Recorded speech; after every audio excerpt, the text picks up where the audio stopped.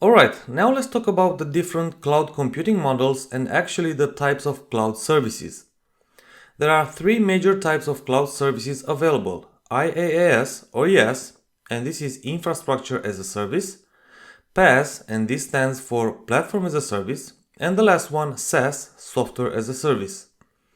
The differences between them consist in flexibility and management, tasks ownership, so who's responsible for doing what, and remember the infrastructure management and patching responsibilities from the previous lecture, the pricing model, and the different business needs that can be addressed while using any of the cloud computing models.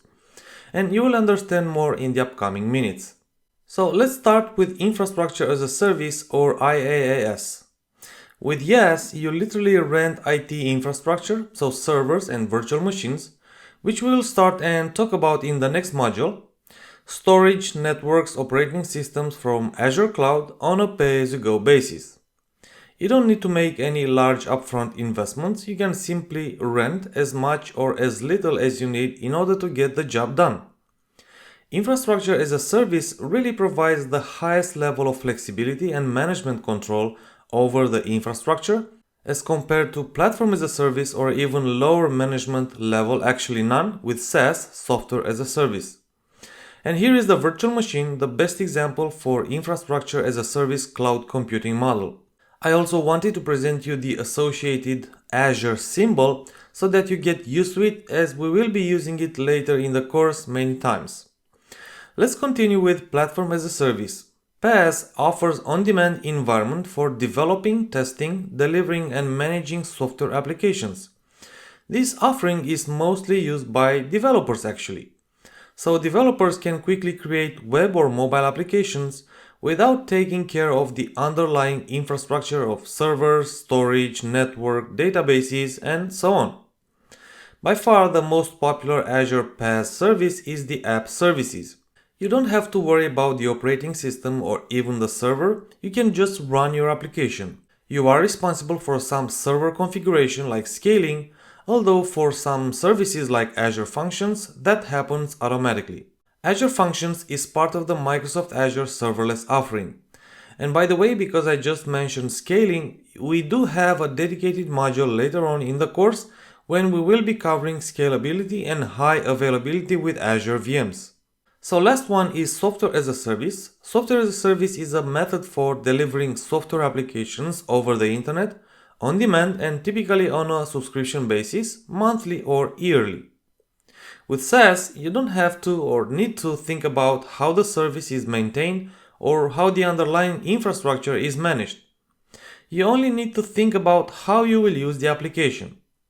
And here's two great examples: Office 365 or Gmail emailing services.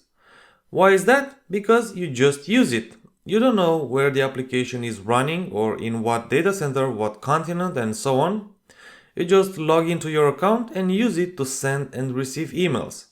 With Microsoft Office 365, there are multiple licenses types like F1, E1, E3, and so on. And some of them include the Microsoft Office bundle that runs in the cloud. You can run Microsoft Excel in the cloud or Microsoft Word without installing and running them locally on your laptop or PC.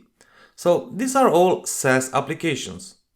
Last, before we wrap up this lecture, please allow me to walk you through some examples with IaaS, PaaS, and SaaS. So when you work in your on-premises data center, so that would be the private cloud deployment model, it's just like you would own a car. So that's a good example. Why is that? So I have a car, I can drive it whenever I want, I can drive it to whatever place I want to visit, and so on.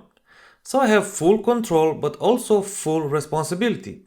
I am the one that needs to take care of the maintenance and everything that goes around it. On the other hand, if I lease the car, and well, that's similar to IaaS, Infrastructure as a Service, I can use it as I want and I will pay depending on how much time I will keep using the car. But if one day I decide I would like a bigger car, I don't know, a more powerful one, maybe an SUV or something, well, I can do that, that's possible, and that's IaaS. I can just go to the dealer and have another car, and this is similar to Infrastructure as a Service.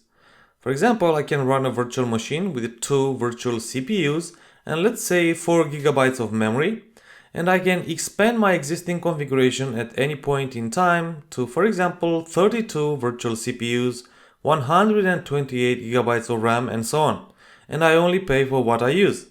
Platform as a service is like getting a taxi.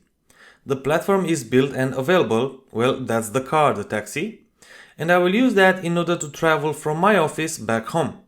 I don't have full control, I'm not driving the car, but it will get the job done.